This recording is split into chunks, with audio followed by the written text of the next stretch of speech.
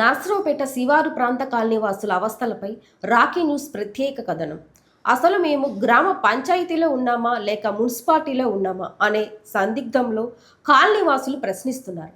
వివరాల్లోకి వెళితే నర్సరావుపేట పట్టణంలోని 33వ వార్డులో వివిధ సమస్యల వలయంలో చిక్కుకుపోయి అభివృద్ధికి దూరంగా ఉంది. ప్రధానంగా మౌలిక వసతుల కొరత, పారిశుద్ధ్య లోపం మరియు నిధుల కొరత ఈ ప్రాంతాలను వేధిస్తున్నాయి. ఈ సందర్భంగా స్థానికులు మాట్లాడుతూ పారిశుద్ధ్యం, డ్రైనేజీ, మురుగు కాల్వలు లేకపోవటం వల్ల నీరు రోడ్లపై ప్రవహించి దుర్వాసనతో ఇబ్బందులు పడుతున్నామన్నారు. 10 సంవత్సరాల నుండి శారదాంబ కాలనీలో నివాసం ఉంటున్నామని, కానీ కాలనీలో సరైన రోడ్లు, స్ట్రీట్ లైట్లు, డ్రైనేజీ లేక అవస్థలు ఎదుర్కొంటున్నామని తెలిపారు. ఈ సందర్భంగా వార్డు మాజీ కౌన్సిలర్ కొల్లిపర చంద్రశేఖర్ మాట్లాడుతూ 33వ వార్డు కొంతవరకు మెట్టి ఏరియా కావటంతో ఇంటి పన్నులు కట్టించుకోవడానికి మున్సిపాలిటీ వారికి చెప్పినా పట్టించుకోవడం లేదని, అటు పంచాయతీ వారికి చెప్పినా పట్టించుకోలేదంటూ ఎవరికి పన్ను కట్టాలో అర్థం కాని పరిస్థితిలో ఉన్నామని తెలిపారు. స్థానిక ఎమ్మెల్యే చదలవాడ అరవింద్ బాబు, కొత్తగా వచ్చిన మున్సిపల్ కమిషనర్ ఒకసారి వార్డులో పర్యటించి వార్డు సమస్యలు పరిష్కరించాలని కోరారు. ఈ పన్నుల సమస్య ఒక్క 33వ వార్డు శివారు ప్రాంతమే కాదు, నర్సరావుపేట నలుదిక్కుల శివారు ప్రాంతంలో ఉన్న కాలనీలు, అపార్ట్మెంట్లు కూడా పన్నులు ఎవరికి చెల్లించాలో అర్థం కాని పరిస్థితి తలెత్తుతుంది. మున్సిపల్ అధికారులు, ప్రజా ప్రతినిధులు ప్రత్యేక దృష్టి పెట్టి సమస్యలు పరిష్కరించాలని స్థానికులు కోరుచున్నారు. అందరికీ నమస్కారం అండి. మాది 33వ వార్డు సమస్యల వలయంలో ఈ టీచర్స్ కాలనీ ఉంది. 20 సంవత్సరాలైంది ఈ టీచర్స్ కాలనీ పుట్టి. గతంలో మేము 2018-19 వరకు మాకు చేతన వరకు డెవలప్ చేసాం. తర్వాత డెవలప్ చేయాలంటే ఈ గవర్నమెంట్ వచ్చిన కాడి నుంచి మన ఎమ్మెల్యే గారి దృష్టికి ఈ వార్డు సమస్యలు మొత్తం ఒకసారి తీసుకెళ్ళాం. డీ గారిని పంపించేసి మొత్తం కొలతలు వేసి 1 కోటి రూపాయలు ఎస్టిమేషన్ వేసి పెట్టారు. ఆ మున్సిపాలిటీ ఎస్టిమేషన్ వేసి పక్కన పెట్టారు, కానీ ఈ సమస్యలు ఒక్కటి తీర్చట్లా. వర్షాకాలం వచ్చిందంటే ఈ వాటర్ చూశారు కదా, ఎటు పోవాలో అర్థం కావట్లేదు. ఈ 30 టీచర్స్ కాలనీలో ఇప్పుడు వర్కర్స్ని వచ్చేసి 3-4 ఇచ్చారు. వల్లభ సిరుగుదా కలిపిస్తారు ఈ మెర్జిన్ ఏరియా మొత్తాన్ని. ఈ శానిటైజర్ అమ్మాయిని వర్కర్స్ని అడిగితే వాళ్ళు ఏం చెబుతున్నారు, 3 ఇచ్చారు, మేము యాడ్ చేసామన్నారు. ఇప్పుడు 33వ వార్డు డెవలప్ చేసుకోవాలా, టీచర్స్ కాలనీలో సమస్యలు తీర్చాలా, స్ట్రీట్ లైట్లు ఆ మున్సిపాలిటీలో అడిగితేనేమన్నా ఎప్పుడన్నా అడుగు, డబ్బులు లేవు, స్టాక్ లేవు, ఇదే డైలాగ్ చెబుతున్నారు శేఖర్ గారు. అయితే ఏదో ఎమర్జెన్సీగా అయితే 1-2 బిగిస్తున్నారు.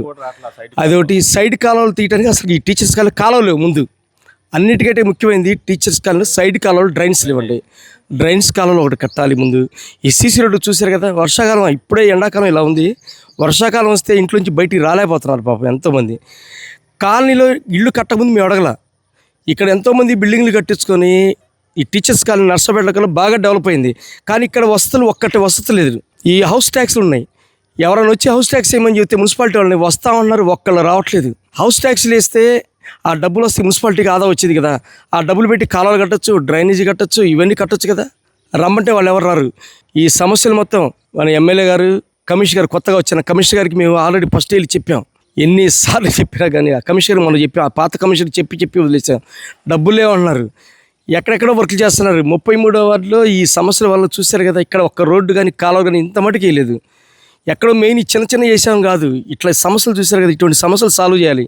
అదొకటి స్ట్రీట్ లైట్లు చాలా ఇబ్బందిగా ఉంది. నైట్ అయితే దొంగలు వస్తున్నారు ఇటు బాగా.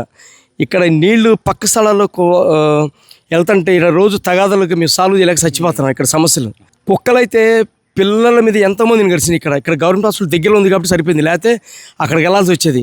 కుక్కల సమస్య కూడా సాల్వ్ చేయాలి. ఇది నర్సరావుపేట అండి, శారదాంబ నగర్ కాలనీ. ఈ శారదాంబ నగర్ కాలనీ మేము వచ్చి 10 సంవత్సరాలు అయింది. ఈ 10 సంవత్సరాల నుంచి వర్షాలు పడుతుంటే మోకాళ్ళ లోతు నీళ్ళు ఆగుతున్నాయి. కంప్లైంట్ ఇచ్చాం కానీ ఎవరు పట్టించుకోవట్లేదు. డ్రైనేజీ కాలువలు కూడా తీస్తామని అంతే ఆగుతున్నారు. చిన్నపిల్లలు అయితే పడిపోతున్నారు. అసలు ఆ డ్రైనేజీ కాలువల నుంచి వస్తున్న వాసన, దోమలు, వీటి వల్ల జ్వరాలు వస్తున్నాయి. హాస్పిటల్ పాలవుతున్నాము. ఇంకా డస్ట్ అంటారా, డైలీ డస్ట్ వాళ్ళు లారీలో వచ్చి తీసుకెళ్తున్నారు, కానీ డస్ట్ వాళ్ళు రావట్లేదు బండి మీద. ఆ కింద పడుతున్న డస్ట్ అంతా అంతే ఉంటుంది. అది తీసి మళ్ళీ లోపలికి వేయడం కానీ ఏమీ లేదు. ఆ డస్ట్ వల్ల వాసన వచ్చి వర్షాకాలంలో అదంతా వచ్చి మా ఇంటి ముందు ఆగుతుంది. డస్ట్ చెత్త మొత్తం ఆ డ్రైనేజ్ కాలువలు మొత్తం నీరు మొత్తం బయటకు వచ్చి ఇంటి ముందు ఆగుతుంది. ఆ బైకులు పడిపోతున్నాయి. నడవాలంటేనేమో ఆ బురదలో నుంచి నడవాల్సి వస్తుంది. ఆ బురదలో నుంచి నడుస్తుంటేనేమో రోగాలు ఎక్కువ అవుతున్నాయి, జ్వరాలు ఎక్కువ అవుతున్నాయి. ఆ వర్షాకాలం వస్తే మాత్రం ఇంకా వెళ్ళి హాస్పిటల్లో పడాల్సింది. అంత రోతగా ఉందండి. మామూలుగా మేము కంప్లైంట్ ఇచ్చాము, 1-2 సార్లు ఇచ్చాము, కానీ ఎవరు పట్టించుకోవటం లేదు, ఎవరు రావటం లేదు. దయచేసి ఈ ప్రాబ్లంని వెంటనే సాల్వ్ చేయాల్సిందిగా కోరుతున్నాము. శారదాంబ నగరు 2006లో వేసిన వెంచర్ని ఇప్పుడు 20 సంవత్సరాలు అయింది. 20 సంవత్సరాల మించిగా ఎవరు వచ్చినా సైడ్ కాలువలు కానీ స్ట్రీట్ లైట్లు కానీ మేము సందాలు వేసుకొని మేము రోడ్లు పోసుకొని వేసాము.